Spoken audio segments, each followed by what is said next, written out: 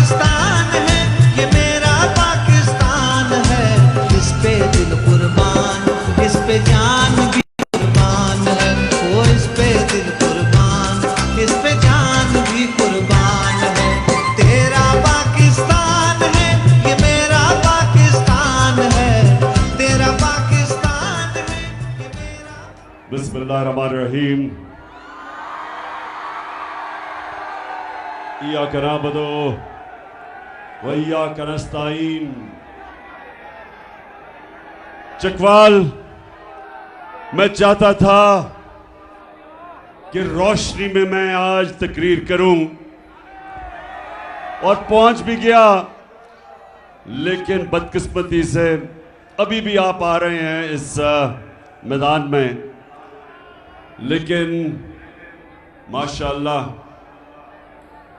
जितनी तादाद में आज और जिस जुनून में मैंने आज अपने चकवाल को देखा है, आपको आज मैं सलाम पेश करता हूं।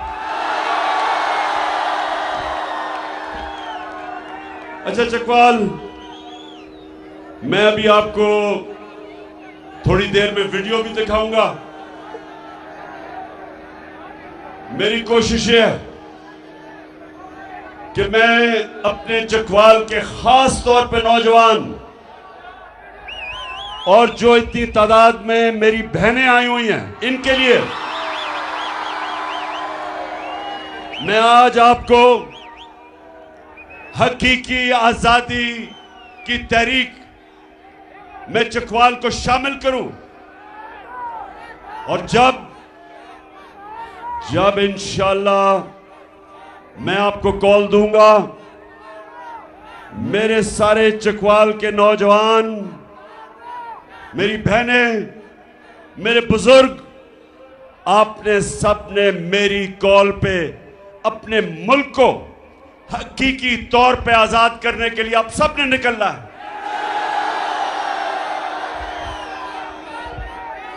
पहले तो मैं आपको खुशखबरी सुनाऊं। कल रात मैंने एक टेलीथॉन किया। सैलाब के जो मुतासरीन हैं उनके लिए पैसे इकट्ठे करने के लिए। यह तीसरा टेलीथॉन था। और चकवाल, आपको हैरत होगी कि 3 टेलीथॉन में मेरी कौम ने 14 अरब रुपया मुझे दिया।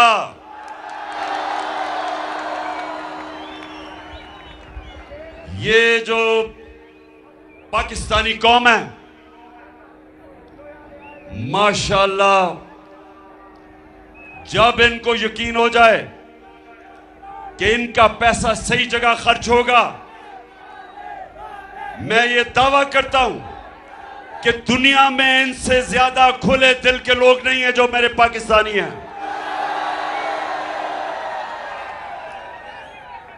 तीन टेलीथॉन मतलब के 8.5 घंटे में 14 अरब रुपया, 14 अरब रुपया मेरी कौम ने उनके लिए इकट्ठा किया। आओ हम सब साथ चले, मुश्किल हो या आसानी, हाथ में डाले हाथ चले। धड़कन है पंजाब मगर दिल अपना मैदान है। अच्छा अब जरा सुनना है आपने। एक मैं पहले संजीदा बात से शुरू करना चाहता हूं। इस वक्त हमारे जो खास तौर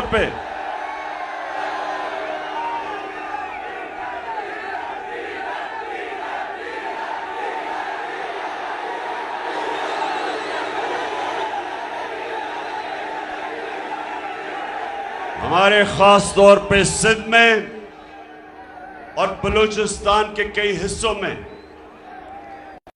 ऐसे हमारे पाकिस्तानी हैं जो बहुत मुश्किलों का सामना कर रहे हैं। और खास तौर पे मुझे खौफ है कि सिंध जिधर पानी खड़ा हो गया, उधर लोगों की फसलें तबाह हुई, मकई तबाह हुई, चावल तबाह हुआ। जो उन्होंने अपने घरों में दाने रखे हुए थे, बीज रखे हुए थे, वो बह गए। और खौफ यह है कि क्योंकि पानी खड़ा है तो वो गंदम की फसल भी नहीं लगा सकेंगे। इसलिए ये हमारे पाकिस्तानी बहुत मुश्किल में है। और इनकी सबसे बड़ा जो वजह कि आज पानी खड़ा है कि ये जो हुकूमत है सिंध की, पीपल्स पार्टी की, 14 साल से सिंध में बैठी है। इन्होंने अभी तक जो दरियाए सिंध के साथ राइट बैंक आउटफॉल, जो नहर थी जिसने पानी को लेके जाना था बाहर, जो हमारी हुकूमत थी जब फेडरल गवर्नमेंट, हमने वापडा ने हमारे नीचे 7 तक ये नहर पूरी कर ली, लेकिन 7 से आगे जो सिंध हुकूमत ने लेके जानी थी वो पूरी नहीं हुई, जिसकी वजह से जब बारिश आता है और पानी आता है तो पानी जाता नहीं जब तक ड्रेन नहीं बनती। और वो पैसा बजाय उस नहर के लिए, ये जो सिंध में पीपल्स पार्टी के डाकू बैठे हैं, इन्होंने ये पैसा चोरी करके इनके दुबई में और पाकिस्तान से बाहर इनकी प्रॉपर्टीज, इनके बैंक पे पैसे। और बेचारा आज सिंधी, जो बेचारा गरीब किसान हारी, देखने वाला है उनका हाल क्या है। और जब ये हालात थे तो आज बेहिसी देखें, उसकी बेहिसी देखें शहबाज शरीफ की कि वो मुल्क से बाहर दौरे कर रहा है, यूनाइटेड नेशन चला गया है। कौन सा मार का मारना यूनाइटेड नेशंस, जब मुल्क के अंदर इतना बड़ा अजाब आया हुआ है। 3 करोड़ पाकिस्तानी मुतासिर हैं सैलाब से।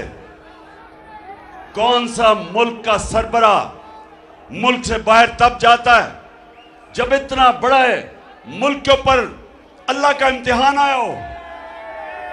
और दूसरी तरफ जो 14 साल से पीपल्स पार्टी का चेयरमैन बिलावल भुट्टो, देसी वलैती,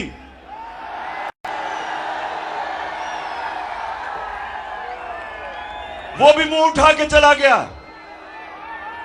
बाहर चले गए हैं। और बाहर ही जाके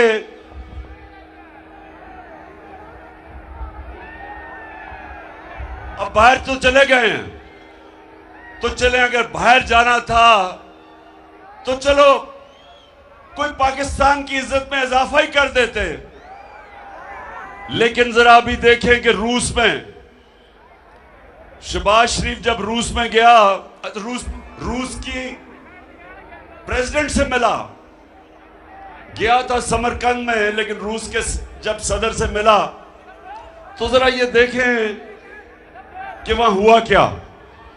Some news from overseas. The Prime Minister of Pakistan met with Vladimir Putin, and it looked like he was really struggling with his translation headphones. Take a look at this.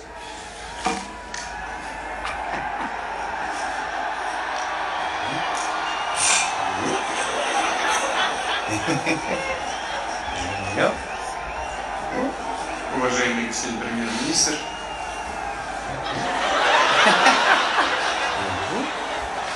Hold on. Yeah, exactly. There you go. There you go. There we go. уважаемый господин премьер-министр, идет перевод, все нормально?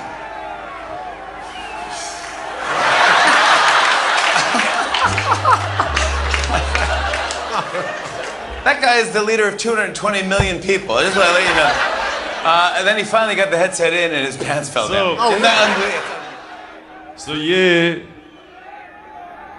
ये क्यों हुआ क्योंकि जब एक आप imported prime minister को लेके आते हैं साजिश के तहत, और जो साजिश करते हैं, जो बाहर से जिन्होंने इसको हमारे ऊपर मुसल्लत किया, उन्होंने इसलिए मुसल्लत नहीं किया कि ये पाकिस्तानियों की खिदमत करेगा, उन्होंने इसलिए किया कि वो उनके सारे हुक्म मानेगा।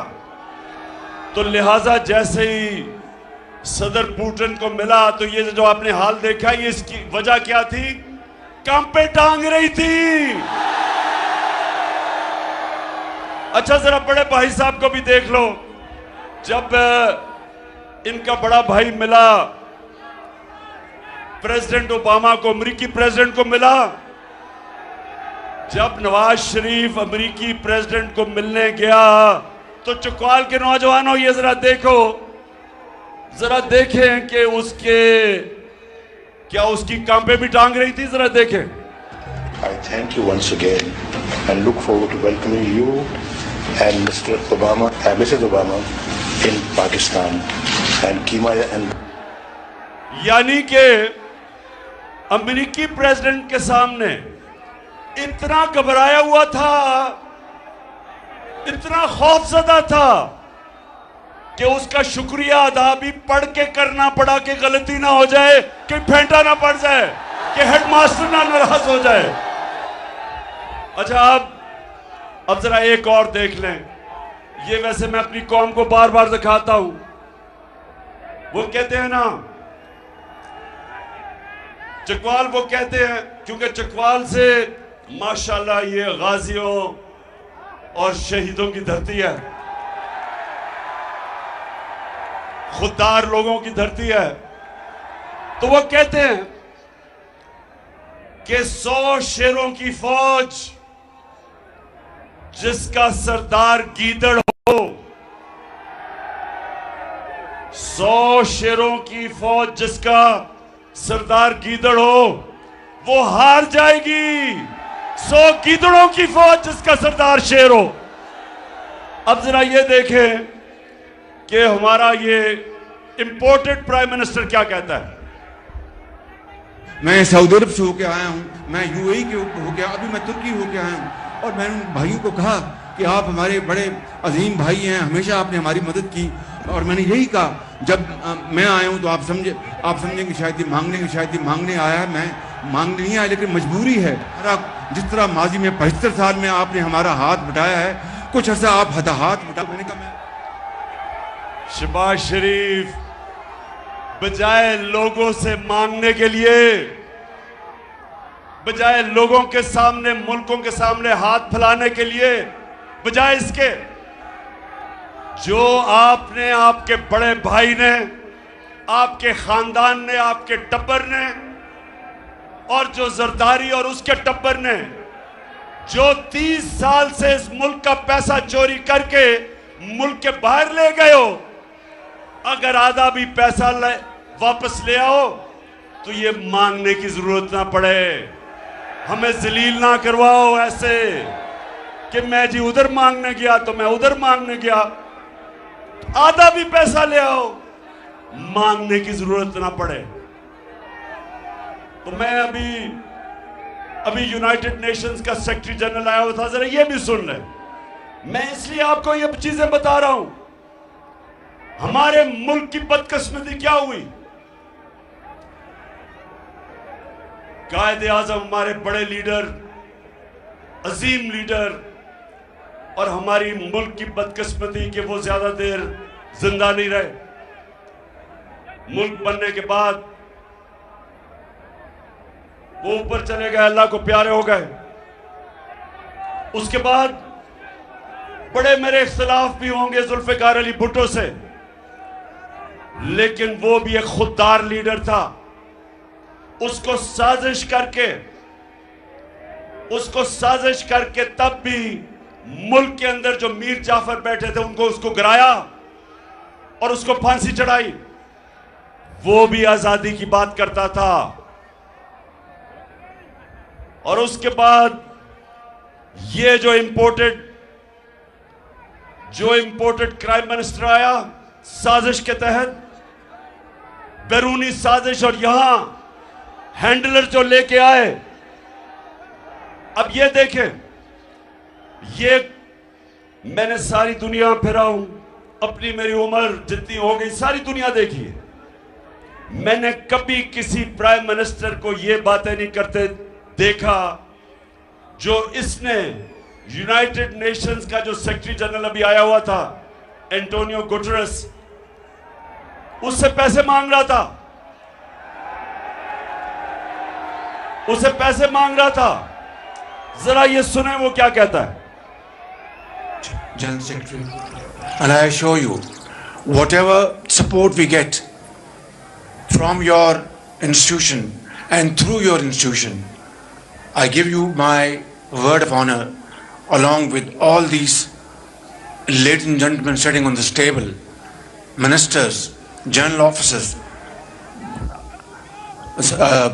government officials, ladies and gentlemen, that every penny we get from you or from wherever, we will spend it most transparently and in the interest of the suffering humanity. Thank you. एक minute, अब मैं उर्दू में तर्जमा कर रहा हूं इसका। चकवाल, ये उर्दू में तर्जमा सुनो। वो ये कह रहा है कि सेक्रेटरी जनरल साहिब, आप जो भी हमें पैसा देंगे या आप जो भी दुनिया से हमें पैसा इकट्ठा करके देंगे, मैं आपको यकीन दिलाता हूं कि वो हम पैसा चोरी नहीं करेंगे, दयानतदारी से खर्च करेंगे लोगों पे। अब शहबाज शरीफ, तुम इस मुल्क में तो ड्रामे करते रहे, शोबाजियां करते रहे, इश्तिहारों के अंदर तरक्की भी तुम्हारी होती रही, अरबों रुपया कौम ने खर्च किया, कौम का पैसा, टैक्स का पैसा आपने खर्च किया अपने इश्तिहारों में कि पंजाब स्पीड और जो भी आपने ड्रामे किए। अब आपका ख्याल है कि वो सेक्रेटरी जनरल को आप जब कह रहे थे कि सर हम आपका पैसा चोरी नहीं करेंगे, ठीक खर्च करेंगे, आपको ये नहीं पता कि यूनाइटेड नेशंस के सेक्रेटरी जनरल, उसने पूरी एक टीम बिठाई हुई है, जिस टीम का मकसद क्या है कि वो पता चलाए कि गरीब मुल्क गरीब क्यों हो रहे हैं और अमीर मुल्क अमीर क्यों हो रहे हैं। इसको कहते, एक पैनल मायशत के एक्सपर्ट्स, माहिरीन को बिठा के उन्होंने ये रिसर्च करवाई कि अमीर मुल्क अमीर क्यों हो रहे हैं और गरीब मुल्क गरीब क्यों हो रहे हैं। उस पैनल ने क्या 2 साल की रिसर्च के बाद किस नतीजे पे आए? उन्होंने कहा कि अमीर और गरीब मुल्क में फासले एक वजह से बढ़ रहे हैं कि गरीब मुल्कों के प्राइम मिनिस्टर वो क्या करते हैं कि वो मुल्क का पैसा चोरी करके, जिसको मनी लॉन्ड्रिंग कहते हैं, और वो मुल्क से बाहर ले जाते हैं और बड़े बड़े लंदन में बड़े बड़े महल खरीद लेते हैं और ऑफशोर अकाउंट्स में पैसा रख देते हैं। तो जब गरीब मुल्कों के अपने बड़े बड़े ओहदेदार उसी मुल्क का जब पैसा चोरी करके बाहर लेके जाते हैं, मुल्कों का दिवालिया निकल जाता है। वो सेक्रेटरी जनरल को खुद पता है इस चीज का कि 60% चकवाल 60% जो पाकिस्तान के वजीर बनाए हुए हैं वो जमानत पे हैं, उनके करप्शन के केसेस हैं, वो जमानत पे बैठे हुए हैं। तो वो किस मुंह से तुम्हें पैसे देगा? कभी चोरों को भी कोई पैसा देता है? उसको पता है कि तुम्हें और तुम्हारे बेटे को सजा होने वाली थी FIA के केस में, जिधर 16 अरब रुपए तुमने अपने रमजान शुगर मिल के नौकरों के नाम पे लिए। एक मकसूद चपड़ासी के नाम 4.25 अरब रुपया लिया। 4.25 अरब रुपया मकसूद चपड़ासी, जिसकी तनख्वाह 15,000 रुपए थी। और वो मकसूद चपड़ासी भी आते साथ ही तुम्हारे मर गया। 3 और गवाह भी मर गए, सब हार्ट अटैक से मर गए। और फिर डॉक्टर रिजवान जो FIA का इन्वेस्टिगेट कर रहा था, वो भी हार्ट अटैक से मर गया। तो उस सेक्रेटरी जनरल को सारा पता है। वो तुम्हें इसलिए आज दुनिया पैसे नहीं दे रही। इतना बड़ा सानिया हुआ पाकिस्तान में, क्यों दुनिया पैसे नहीं दे रही? क्योंकि दुनिया को पता है कि इस वक्त बैरूनी साजिश के तहत मुल्क के ऊपर डाकुओं को बैठा दिया है, चोरों को बैठा दिया है। कोई चोरों को पैसा नहीं देता। और आपको मैं आज बता रहा हूं, 8 घंटे के अंदर इसी कौम ने 14 अरब रुपया हमें दिया टेलीथॉन में मुतासरीन के लिए। क्योंकि उनको पता है कि इमरान खान के पास पैसे नहीं, उसके पास प्रॉपर्टीज नहीं, उसके बाहर, और जो भी इमरान खान का बाहर था सब बेच के आज पाकिस्तान ले आया, या चोरी करके पैसा बाहर लेके जाए। कौन आपको पैसा देगा? और यही नहीं, चकवाल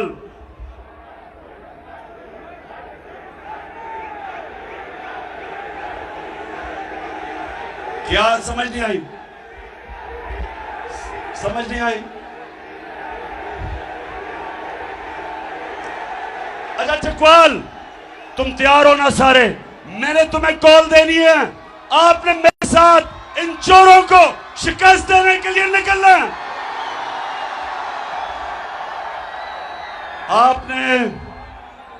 आपको क्रिकेट के उन्होंने, जिस जमाने में मैं क्रिकेट खेलता था, आपको क्रिकेट के उन्होंने थोड़े से शॉट्स दिखाए।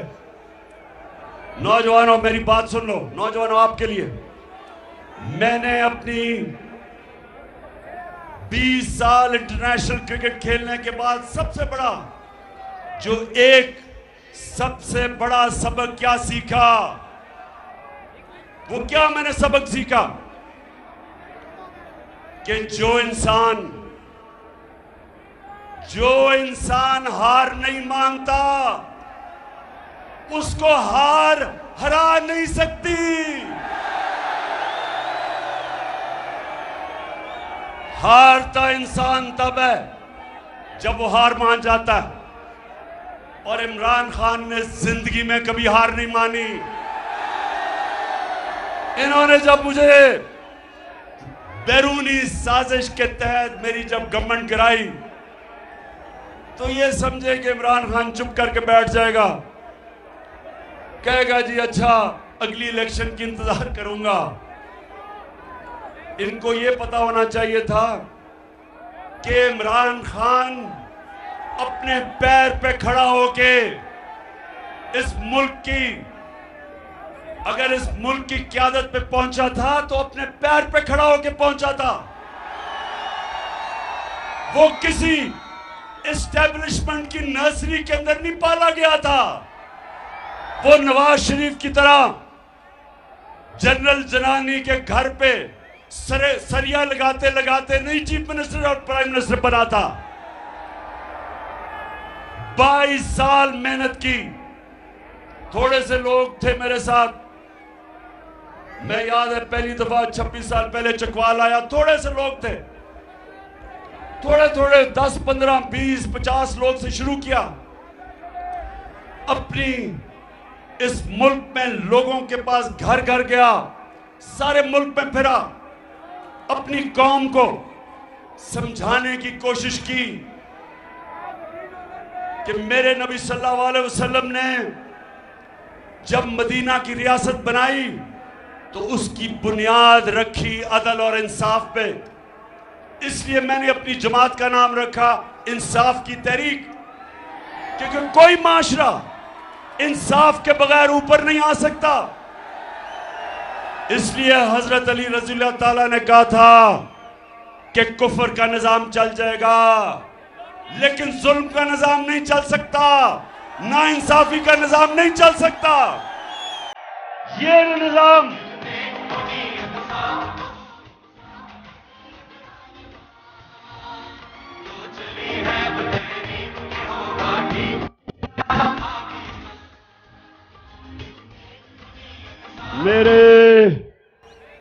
मेरे नबी सल्लल्लाहु अलैहि वसल्लम, दुनिया के सबसे अजीम लीडर ने क्या कहा कि वो कौमें, चकवाल ये जरा आज मेरी बड़ी गौर से आपने बात सुननी है, क्योंकि उसके बाद मैं तहरीक में निकलने लगा हूं। मैं ये कभी इन चोरों को तस्लीम नहीं करूंगा, कभी मैं इन चोरों को तस्लीम नहीं करूंगा। जब तक मेरे में खून है मैं इनका मुकाबला करूंगा, और जो भी इनके पीछे समझ रहे हैं कि ये कौम चोरों को तस्लीम करेगी, उनका भी मुकाबला करूंगा, कभी हार नहीं मानूंगा। मेरे नबी सल्लल्लाहु अलैहि वसल्लम ने कहा था, चकवाल नौजवानों, ये आपके लिए खास तौर पे मेरा काम है आपकी तरबियत करना। मैं आपका बाप की तरह हूं, और मैं जिस तरह अपने बेटों को समझाता हूं कि आपके सामने दो रास्ते हैं। जब आप नमाज पढ़ते हैं तो सिर्फ अल्लाह से आप मांगते हैं, वो रास्ता जिस पे अल्लाह ने लोगों पे नेमतें बख्शी। आप अल्लाह से कहते हैं वो रास्ता नहीं जो तबाही का रास्ता है। आप सबके सामने दो रास्ते हैं। एक रास्ता है कि इन चोरों की हम गुलामी करें, यह तबाही का रास्ता है। दूसरा रास्ता है कि हम अपने नबी सल्लल्लाहु अलैहि वसल्लम की सुन्नत के ऊपर चलते हुए राय हक पे खड़े हों। अमर बिल मारूफ, जो कुरान में अल्लाह में हुक्म देता है कि अच्छाई के साथ खड़े हो और बुराई के खिलाफ जहाद लड़ो। अगर आपके कैबिनेट 60% लोग चोरी के ऊपर जमानत पे हो, आसिफ जरदारी जैसा डाकू, मुल्क का बड़ा डाकू, वो और उसका देसी वलायती बेटा, अगर वो आज वजीर हो, और शहबाज शरीफ जैसा डाकू अगर वो आज हमारा प्राइम मिनिस्टर हो, तो मेरी कौम सुन लो, आपका कोई मुस्तकबिल नहीं है। 5 महीने में इन्होंने क्या किया पाकिस्तान के साथ, जरा गौर से सुनो। मैं आपको अदाद और शुमार बता रहा हूं कि इस मुल्क से हुआ क्या है 5 महीनों में। जब इन्होंने हमारी हुकूमत कराई और इन्होंने सबने एक बात कही कि जनाब महंगाई बहुत बढ़ गई, इमरान खान से महंगाई कंट्रोल नहीं हो रही। इनके साथ इनके लिफाफे सहाफी जो पैसे लेके अपने जमीर बेचते हैं, और वो मीडिया हाउस, और आपको सबको पता है वो मीडिया हाउस जिसको पैसे दे के जो मर्जी मुल्क के खिलाफ करवाना हो करवाओ, चोरों को भी चोरी भी बचाने के लिए तैयार। इन सबको इन्होंने मिला के हमारे खिलाफ, मेरे खिलाफ प्रोपेगेंडा किया कि माइशत तबाह हो गई, महंगाई आसमानों पे चली गई, महंगाई मार्च कर दी। देसी वलायती बिलावल ने महंगाई मार्च कर दी। फजल रहमान डीजल ने 2 धरने दे दिए।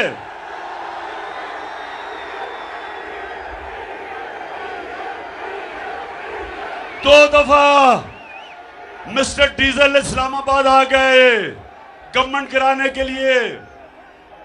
कोई FIR नहीं काटी, कोई रास्ते नहीं रोके, कोई तशद्दुद नहीं किया। हमने कहा तुम्हारा जमहूरियत आ जाओ। जब अब जरा गौर से एक चीज नोट करें, जो मैं कह रहा हूं, जिनको अपना फोन, मोबाइल फोन इस्तेमाल करना आता है, आप गूगल करके सारी अब चीज चेक कर सकते हैं कि मैं सच बोल रहा हूं या नहीं। जिस दिन इन्होंने अदम एतमाद किया हमारे ऊपर, जिस दिन उन्होंने अदम एतमाद किया, तो डॉलर पाकिस्तान में 178 रुपए का था। फिर से सुन लो, $1 पाकिस्तान में उसकी कीमत 178 रुपए की थी। उस वक्त पेट्रोल और डीजल 150 रुपए लीटर था। नोट कर लो, ये 150 रुपया लीटर पेट्रोल और डीजल। आलमी मंडी में तेल $103 का था।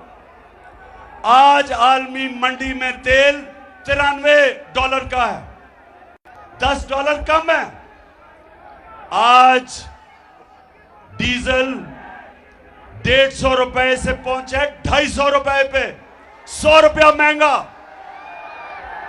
आलमी मंडी में तेल कम, डीजल ज्यादा। पेट्रोल आज 80 रुपया ज्यादा महंगा, जबकि तेल कम इंटरनेशनल मंडी में। बिजली, जिन जिन के पास बिजली के बिल आए हैं, सुनो, हम 16 रुपए यूनिट पे बिजली हमारे जमाने में थी, आज 36 रुपए यूनिट पे, और टैक्स मिला के 50 रुपए यूनिट से भी ऊपर चली गई है। 3 गुना ज्यादा बिजली की कीमत बढ़ गई है। गैस, ये सर्दियों तक IMF कह रहा है 250% ज्यादा बढ़ने वाली है। महंगाई, आटा 55 रुपए किलो था, आज 100 रुपए किलो से ऊपर चला गया और कई जगह मिल ही नहीं रहा। चावल, मैं ख्वातीन बैठी है, इनको सब पता ही है मैं क्या कह रहा हूं। चावल क्या 100 रुपए से 220 रुपए पे। सुनते जाएं, ये वही 5 महीने के अंदर जिन्होंने कहा था कि महंगाई कम करें, सुने आज अवाम के ऊपर क्या गुजर रही है। आज सारे लोग महंगाई के अंदर पिसे हुए हैं। और कितने वो अखबार जो हमारे जमाने में, और ये जो मीडिया लोगों को कहते थे महंगाई है, आज क्यों चुप हो? बताओ लोगों के ऊपर क्या गुजर रही है आज। और अब दूसरी बात सुने जरा पाकिस्तानियों, मैं चाहता हूं आपको पता चले कि कितनी बड़ी साजिश हुई है आपके मुल्क से। ये जो इन्होंने अमेरिकियों के साथ मिलके, यहां के गद्दारों ने जो साजिश की, सारी कौम को पता होना चाहिए उन्होंने क्या क्या हमारे साथ। हम जब, और ये एक माइशत के ऊपर हर साल हुकूमत एक पेपर प्रिंट करती है जो माइशत का जायजा लेती है, और उसको कहते हैं economic journal of Pakistan, economic survey of Pakistan. वो क्या कहती है? वो इस हुकूमत ने इकोनॉमिक सर्वे प्रिंट की, इस हुकूमत ने, हमने नहीं की। वो क्या कहती है?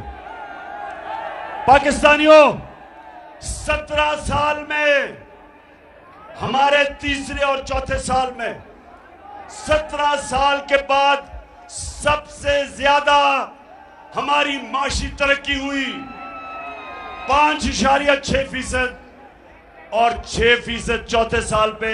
ये 17 साल के बाद मुल्क की माशियत ऊपर गई। हमारी 17 साल के बाद इंडस्ट्री, सनत 11% के ऊपर आगे बढ़ रही थी। हमारे किसानों के पास, कभी किसानों के पास इतना पैसा नहीं आया जो हमारे आखिरी 2 साल में आया। 4 बड़ी फसलों की रिकॉर्ड पैदावार थी, 4 बड़ी फसलों की रिकॉर्ड पैदावार थी। गन्ने के जो बेचारे किसान थे, हमने शुगर माफिया से उनको पूरी कीमत लेने दी, पूरा पैसा दिलवाया, हमने खादें नीचे रखी। ट्यूबवेल पे हमारे दौर पे यूनिट 8.5 रुपए यूनिट था, आज 36 रुपए यूनिट है। किसानों का इन्होंने माशी कत्ल कर दिया। डीएपी 8,000 हमारे दौर में आज 14,000 है। पोटाशियम 4,000 हमारे दौर में थी, आज वो 16,000 पे चली गई है। महंगाई आसमानों पे, बिजली आसमानों पे, इंडस्ट्री बंद हो रही है, एक्सपोर्ट्स गिर रही हैं, बेरोजगारी बढ़ रही है। और मैं आज सवाल पूछता हूं, हर उस गद्दार ने, हर गद्दार से सवाल पूछता हूं जो ये इंपोर्टेड चोरों की हुकूमत जिन्होंने हमारे ऊपर मसलत की, आज हमारा रुपया गिर रहा है। रुपए गिरने से नौजवानों, मेरा काम है फिर से आपको बताऊं आगे होने क्या वाला है। इंडस्ट्री बंद हो रही है। हमारे जमाने में पाकिस्तान की तारीख की रिकॉर्ड एक्सपोर्ट्स थी, रिकॉर्ड डॉलर्स पाकिस्तान में आ रहे थे। ये जो पाकिस्तान छोड़ के गए थे 2018 में, जो टोटल पाकिस्तान में डॉलर आ रहा था रेमिटेंसेस से और एक्सपोर्ट से, वो 43 अरब डॉलर था। सुन लो, 43 अरब डॉलर था। और इन्होंने जो कर्जा छोड़ के गए थे 20 अरब डॉलर बैरूनी कर्जा था। जब इन्होंने हमारी गवर्नमेंट गिराई, कोरोना के बावजूद, आलमी महंगाई के बावजूद, पेट्रोल तेल की कीमत ऊपर जाने के बावजूद, हम 16 अरब रुपए का, 16 अरब डॉलर का बैरूनी खसारा छोड़ के गए। लेकिन हमारी जो आमदनी थी वो 63 अरब डॉलर पे गई। 20 अरब डॉलर हमने आमदनी अपनी बढ़ाई।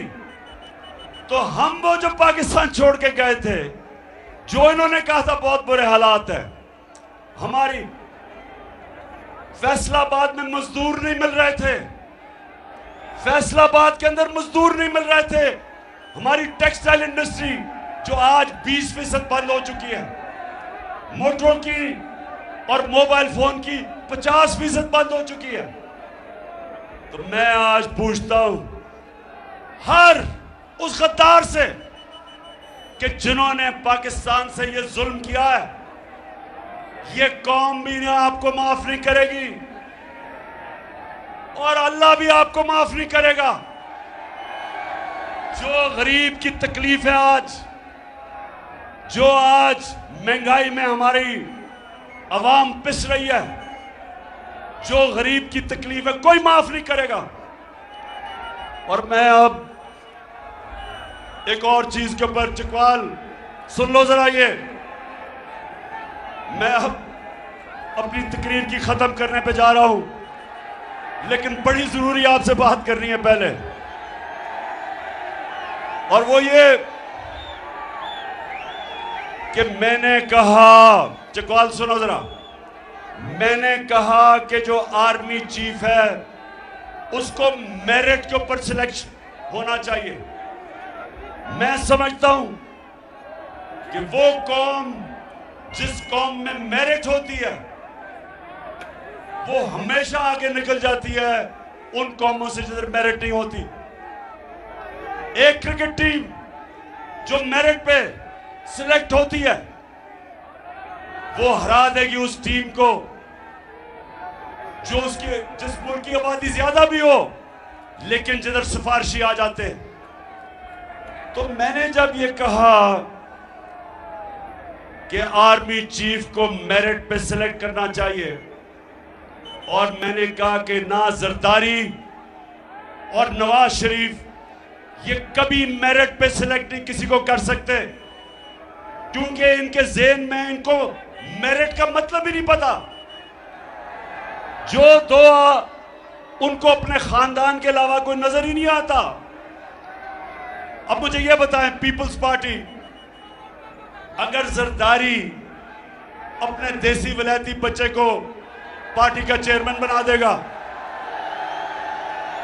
जो अभी तक उर्दू भी नहीं सही बोल सकता, बॉर्डर शॉट है, पानी आता है, 14 साल हो गए, उसका क्या मुकाबला है? इत्तेजाज आसन जैसे दानिश्वर, एक पुराना मंजा हुआ पॉलिटिशियन, बिलावल का क्या मुकाबला उससे? अगर मेरिट होती तो ना जरदारी ना बिलावल पीपल्स पार्टी का चेयरमैन होते, इत्तेजाज आसन होता। और अगर दूसरी तरफ मेरिट होती तो नवाज शरीफ की, ना शहबाज शरीफ का बेटा हमजा, जिसको कुकड़ी भी कहते हैं,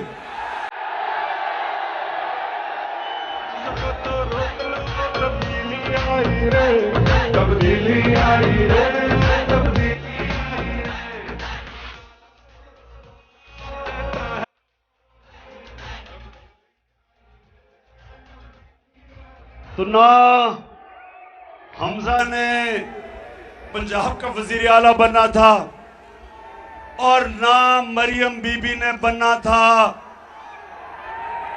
नून लीग की शहजादी। वो शहजादी बनी हुई है। चौधरी निसार पुराना मंजा हुआ सियासतदान, वो नून लीग से अलहदा इसलिए हुआ कि कहां चौधरी निसार और कहां मरियम। मेरिट की समझ ही नहीं है इनको। पहले तो इनको मेरिट की नहीं समझ, इन दोनों को, चोरों को। दूसरा, इनका अरबों डॉलर मुल्क से चोरी करके बाहर ले गए हैं। इनके पैसे बाहर पड़े हैं। इनके बड़े बड़े जो महलात हैं, इनके जो ऑफशोर अकाउंट्स में पैसे, हसन शरीफ घर में ठहरा है, एक रसीद नहीं बता सकते कि पैसा किधर से आया, क्योंकि पाकिस्तानियों आपका चोरी किया हुआ पैसा बाहर गया। तो ये चोर जरदारी, जिसके ऊपर किताबें लिखी हुई हैं चोरी पे, जिसके ऊपर बाहर के अखबारों में मजमून आए हुए हैं इनकी चोरी पे, क्या ये पाकिस्तान का आर्मी चीफ, क्या ये सिलेक्ट करेंगे? बताओ, इनको आप देंगे सिलेक्ट करने के लिए? और फिर नवाज शरीफ मफरूर है। नवाज शरीफ झूठ बोल के मुल्क से बाहर गया है। मुशर्रफ के तौर पे भी ये झूठ बोल के बाहर गया था। कहता था मैंने कोई मुआहदा नहीं किया। फिर सऊदी शहजादा आया और उसने पाकिस्तान में मुआहदा दिखाया कि इसने 10 साल का मुआहदा करके बाहर भागा था। अब फिर झूठ बोल के कि जी वो नवाज शरीफ, उसकी सेहत इतनी खराब है, फिर बाहर भाग गया। और शहबाज शरीफ ने एफिडेविट दिया था अदालत में कि ये वापस आएगा, कि बीमार है। झूठा भी है, डाकू भी है, मफरूर भी है, बुज़दिल भी है। तो क्या ये आर्मी का चीफ ये सिलेक्ट करेगा? सितम के कोहे गरा रूई की तरह उड़ जाएंगे हम महकूम के पांव तले। मैं आज अपने DGISPR से ये जरूर सवाल पूछूंगा कि आपने कम से कम समझ तो जाना था मैं क्या कह रहा हूं। आज सारी कौम मेरे साथ खड़ी है कि इन चोरों को कभी सिलेक्ट नहीं करना चाहिए पाकिस्तान का आर्मी चीफ। और जरा मैं अब आपको थोड़ी सी जरा वीडियो दिखा दूं, क्योंकि जो नवाज शरीफ ने जिसको सिलेक्ट किया है, अपनी बेटी को, बेटी ने 1 घंटा जिंदगी में काम नहीं किया। 1 घंटा जिंदगी में काम नहीं किया, उसको पता ही नहीं है मेहनत क्या। बेटी की जो सबसे बड़ी, नवाज शरीफ की बेटी की जो सबसे बड़ी क्वालिटी है, उसकी जो सिफ्त है, वो ये है कि झूठ बोलने में उसने पीएचडी ली हुई है। ये जरा आप सुने, मरियम से किसी ने पूछा कि जनाब आपके अरबों रुपए के बाहर महलात हैं, मरियम से पूछा कि आपके अरबों रुपए के बाहर महलात हैं, ये आज से 10 साल पहले, तो मरियम बीबी क्या कहती हैं जरा सुने। इस तरह मुझे लगा कि आप लोगों को बेवकूफ नहीं बना सकते। मेरी सेंट्रल लंदन में प्रॉपर्टीज तो दूर की बात है, मेरी पाकिस्तान में भी कोई प्रॉपर्टी नहीं है। मैं अपने वालिद के साथ है और मुझे समझ नहीं आई कि मेरी और मेरी वालदा की और बहन भाइयों की प्रॉपर्टीज ये कहाँ से निकाल के ले आए हैं। मेरे नाम पाकिस्तान में कोई प्रॉपर्टी नहीं है, ये तो इंग्लैंड की बात है। बेचारी के पास पाकिस्तान में प्रॉपर्टी नहीं है। ये बेचारी वो एहसास प्रोग्राम में इसने अपनी दरख्वास्त दी हुई है कि मुझे कोई घर दे दें सूद के बगैर, मैं बड़े बुरे हालात है मेरे। अच्छा, अब नौजवानों एक चीज और याद रखना, कभी एक हदीस ना भूलना। मेरे नबी सल्लल्लाहु अलैहि वसल्लम ने एक दफा कहा कि शैतान इंसान के गुनों को नशर करता है। अल्लाह अल हक है, उसका वादा है कि सच सामने आना है, सच का खुदा है। तो ये तो दावा कर दिया कि मेरी लंदन तो छोड़े, पाकिस्तान में प्रॉपर्टी नहीं है, मैंने तो रहने के लिए कोई जगह नहीं है। उसको नहीं पता था कि अल हक ने 4 साल के बाद एक इंटरनेशनल इंकशाफ कर देना है। पैनामा पेपर्स, एक दुनिया में इंकशाफ हो गया कि जिन्होंने अपनी प्रॉपर्टीज छुपाई हुई थी वो सारा सामने आ गया। तो जब वो सामने आया तो चकवाल ये गौर से सुने, मरियम के भाई क्या कहते हैं। बात को तस्लीम करता हूँ कि अल्हम्दुलिल्लाह पाक लेन के ऊपर जो अपार्टमेंट्स हैं वो अल्हम्दुलिल्लाह हमारे हैं। मैं इस बात को तस्लीम करता हूँ कि उनको ऑफशोर कंपनीज नेस्कॉल लिमिटेड और नीलसन लिमिटेड जो है उनको ओन करती हैं, और मैं आपको ये भी अर्ज करता हूँ उनको होल्ड कर रही है इस वक्त मरियम नवाज शरीफ, मेरी हमशीरा जो है। ना तो सिर्फ वो हमारे हैं, बल्कि वो जो कह रही थी 4 साल पहले कि मेरी तो लंदन छोड़ो पाकिस्तान में भी कोई प्रॉपर्टी नहीं, वो उसकी थी प्रॉपर्टी। अरबों रुपए के लंदन के 4 महलात मरियम के नाम पे थे। अब मैं मरियम को एक चीज आपको मुझे मानना पड़ेगा, मैंने कभी किसी को इतने सीधे मुंह से झूठ बोलते नहीं देखा।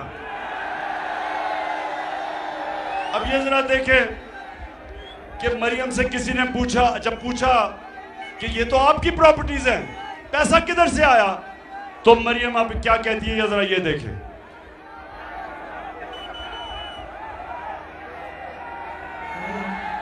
वो एक अरबपति दादा के पोते हैं, उस अरबपति दादा के पोते हैं जो 1960s और 70s में पाकिस्तान का अमीर तरीन इंसान था। सुन लिया, उसने कहा कि अब बाप का तो कह नहीं सकती थी कि बाप के पैसे से खरीदे हैं, क्योंकि बाप ने तो अपनी इनकम टैक्स में बताया नहीं था कि पैसे हैं उसके पास। तो उसने क्या कहा, उसने कहा मेरे दादा थे, क्योंकि दादा दुनिया में नहीं थे तो किसी ने पूछना ही नहीं था। तो बड़े सीधे, आपने वैसे शक्ल देखी, ऐसे सीधे मुंह से उसने कहा कि मेरा दादा अरबोपति था। अच्छा, अब जरा ये देखें, अब मरियम का दादा शहबाज शरीफ का वालिद था, मरियम का दादा शहबाज शरीफ का भी वालिद था। अब शहबाज शरीफ अपने बाप के मतलब क्या कहता है, खानदान मेरे खानदान को 22 खानदानों में शुमार नहीं होता था। मुझे इसके ऊपर बाइस फख्र है कि मेरे वालिद का ताल्लुक एक गरीब किसान के घराने से था, हिंदुस्तान से। वो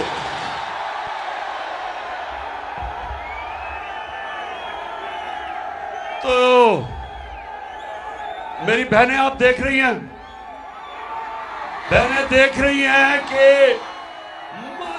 एक इतना बड़ा झूठ बोलो लेकिन एक लाइन भी टस से मस ना हो। ऐसे सीधे मुंह से झूठ मैंने कभी किसी को बोलते नहीं देखा। ट्रिपल PhD है वैसे झूठ बोलने की वो। अच्छा, अब मैं आखिर में चकवाल, पहले तो मैं आपके जज्बे और जुनून को खास तौर पे आज खराज तहसीन पेश करता हूं। माशाल्लाह आपका शऊर, एक एक चीज आप समझ गए। मैंने आपको ये बताने की कोशिश की कि देखें जो मुल्क ऊपर जाते हैं, ये प्लीज ये बात सुन लें। एक वो आपके सामने पाकिस्तानी खड़ा है, सारी दुनिया देखी है जिसने। मैं आपको आज बताऊं कि वो मुल्क जो तरक्की करते हैं, वो मुल्क मेरे नबी सल्लल्लाहु अलैहि वसल्लम ने जो मदीना के अंदर असूल बनाए थे, उन उसूलों पे वो खड़े होते हैं। उन मुल्कों के अंदर कानून की बालादस्ती है, उन मुल्कों में अदल और इंसाफ है, और उनके जो शहरी हैं वो अमर बिल मारूफ पे चलते हैं, हक के साथ खड़े होते हैं, अच्छाई के साथ खड़े होते हैं और बुराई के खिलाफ जहाद करते हैं। बरतानिया का प्राइम मिनिस्टर, चकवाल ये गौर से सुने, भारी अक्सरियत से उसने जीता इलेक्शन। बोरिस जॉनसन, चकवाल के लोगों, बोरिस जॉनसन लंदन में जब इंग्लैंड में इलेक्शन जीता भारी अक्सरियत से, उससे एक गलती हो गई। जब कोरोना के दौर पे उन्होंने कहा कि लोगों को फासले रखने हैं, लोगों को जमा नहीं होना, उससे गलती ये हो गई कि अपने ऑफिस के बाहर एक दिन उसने अपने ऑफिस के लोग जमा कर लिए। पाकिस्तान में या अखबार में भी खबर ना आती। लोगों ने सवाल पूछा कि आप लोगों को कह रहे हैं कि फासले रखो, सोशल डिस्टेंसिंग करो, लेकिन आपने अपने ऑफिस के लोगों से क्यों इकट्ठा करके मुलाकात की जब लोगों को आप कह रहे हैं कि फासले रखो? मेरे पाकिस्तानियों, इस चीज के ऊपर उसको रिजाइन करना पड़ा। इस चीज में या 16 अरब रुपए का डाका मारा है और उसको वजीर आजम बना दिया, उसके बेटे को बना दिया। एक बेटा मफरूर उसका बाहर भागा हुआ है, नवाज शरीफ के 2 बेटे बाहर भागे हुए हैं। और आज हम तस्वीर देख रहे हैं कि शहबाज शरीफ नवाज शरीफ को मिलके तय कर रहा है कि पाकिस्तान का आर्मी चीफ कौन होना चाहिए। इससे ज्यादा चकवाल, इससे ज्यादा इस हमारे मुल्क की क्या तौहीन हो सकती है कि ये चोर फैसले करें इस मुल्क के ऊपर? क्या मुस्तकबिल हो सकता है? आपका क्या मुस्तकबिल हो सकता है कि चोर ऊपर बैठ जाए? एक फैक्ट्री के ऊपर आप चोर बैठा दें, फैक्ट्री बंद हो जाएगी। मुल्क किस तरह चल सकता है? और ये जो लोग समझते हैं कि हम चुप करके या डराने धमकाने से हम चल जाएंगे और हम इनको कबूल कर लेंगे। मीडिया के ऊपर, मीडिया पे पाबंदियां, जो इमरान खान को मीडिया दिखाता है उसको बंद करते हैं, जो सहाफी हमारी राय देखता है या हमारे प्रो होता है उसको बंद करते हैं। इमरान रियाज जैसे आदमी को जेल में डाला, अशरफ शरीफ जैसे एक गैरतमंद, एक मुहिब वतन पाकिस्तानी को मुल्क से बाहर भगा दिया, साबिर शाकिर को बाहर भगा दिया। एयाज अमीर, आपके चकवाल का एयाज अमीर, उसको इन्होंने जलील करने की कोशिश की। समी इब्राहिम, सिर्फ उनका कसूर यह था कि वो उनमें जुर्रत थी राय हक पे चलने के लिए। डराना शहबाज गिल से जो इन्होंने किया, नंगा करके उसको मारा, जेल में बंद करके तशद्दुद किया और मेरे ऊपर दहशतगर्दी का मुकदमा बना दिया, सिर्फ इसलिए कि मैं कह रहा हूं कि जिन लोगों ने, जो भी जिम्मेदार थे, शहबाज शरीफ को जब तशद्दुद किया गया, कस्टोडियल टॉर्चर की गई, उसके ऊपर हम कानूनी कार्रवाई करेंगे। मेरे ऊपर दहशतगर्दी का पर्चा बना दिया। जो सारे सुन ले हो, आज मेरी आज गौर से बात सुन लो। मैं अगर इन हरबों से अगर आपका ख्याल है कि मैं पीछे हट जाऊंगा, जो लोग मुझे 50 साल से जानते हैं, जो मुझे जानते हैं, उनको ये पता है कि जितना ये करोगे उतना और जोर से मैं आपका मुकाबला करूंगा। फिर से तू अड़ जा, फिर से तू डट जा, फिर से वो बल्ला घुमा।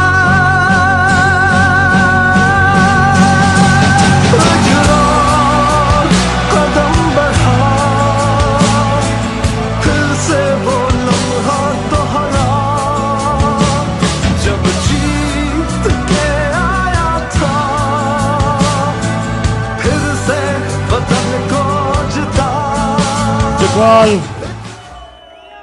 चकवाल, वैसे माशाल्लाह आपका जज्बा जुनून फिर मार गया हूं। सलाम पेश करता हूं आपको। चकवाल, साब उठा है सारा वतन साथियों। अच्छा चकवाल, अब हमने सबने, हर पाकिस्तानियों को मैं आज कह रहा हूं, तैयारी करो, तैयारी करो आप सब। और मैं सियासत की बात नहीं कर रहा, मैं हकीकी आजादी की बात कर रहा हूं, मैं जहाद की बात कर रहा हूं, मैं उस पाकिस्तान की बात कर रहा हूं जो मेरे लीडर कायदे आजम ने जद्दोजहद की, और मेरा जो नजरियाती लीडर इलामा इकबाल की जो सोच थी, उस पाकिस्तान को अगर हमने, वो पाकिस्तान जिसने एक अजीम कौम बनना था, जिधर दुनिया में हर पासपोर्ट की इज्जत होनी थी, जिसका नारा था कि पाकिस्तान का मतलब क्या, ला इलाहा इल्लल्लाह, ए अल्लाह तेरे सिवा हम किसी के सामने नहीं झुकते, हम किसी अमरीकी के सामने नहीं झुकते, हम किसी डाकू के सामने नहीं झुकते, हम खौफ के बुत के सामने नहीं झुकते। कूफा के लोगों को पता था कि हजरत इमाम हुसैन राय हक पे थे। कूफा के लोग जानते थे, लेकिन यजीद के खौफ की वजह से निकले नहीं। और इस्लाम की तारीख का सबसे बुरा सानिया हुआ, सबसे तकलीफदेह वाक़या हुआ, क्योंकि लोग डर गए, खौफजदा हो गए, ला इलाहा इल्लल्लाह को भूल गए। बजाय अल्लाह कि तेरे सिवा हम किसी के सामने नहीं झुकते, खौफ के बुत के सामने झुक गए और जुल्म हुआ। इस्लाम की तारीख का सबसे बड़ा सानिया हुआ।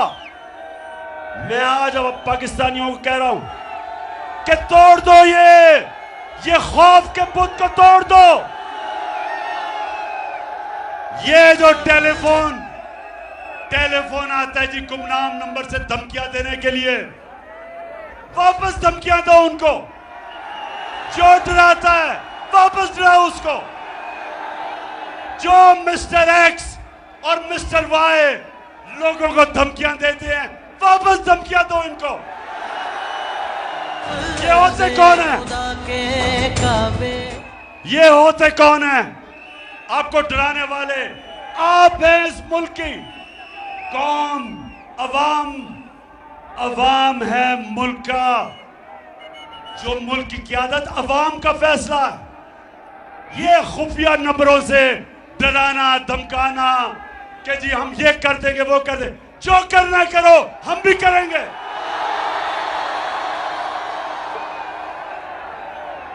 मैं आज अपनी सारी कौम को कह रहा हूं, तैयार हो जाओ। हमने तमाशा देख लिया काफी। ये चोरों को जो दुनिया में जाके हमें जलील करते हैं, दुनिया में मजाक उड़ा है। बाहर मजाहिया प्रोग्राम हुए हैं कि वो जो प्रेसिडेंट पुतिन के सामने बैठ के कैंपेन जिसकी टांग रही थी, सारी जगह में जलील करते हैं। हमने पाकिस्तानी कौम फैसला कर लो कि जो भी हो जाए, हमने अपने मुल्क को हकीकी तौर पे आजाद करना है। तो चकवाल, मेरी कॉल के लिए तैयार हो? मेरी बहनें, आप भी तैयार हो? हमारी पाकिस्तान की ख्वातीन भी आज इस हकीकी आजादी की जंग में पूरी तरह शिरकत करेंगी। मेरे नौजवान, आपने तो खैर सबसे ज्यादा तैयार होना है, लेकिन हर पाकिस्तानी को मैं आज कह रहा हूं, आपका कप्तान जब तक उसके अंदर, जब तक मैं जिंदा हूं, मैं इंशाल्लाह इनका मुकाबला भी करूंगा और इनको शिकस्त भी दूंगा। पाकिस्तान जिंदाबाद।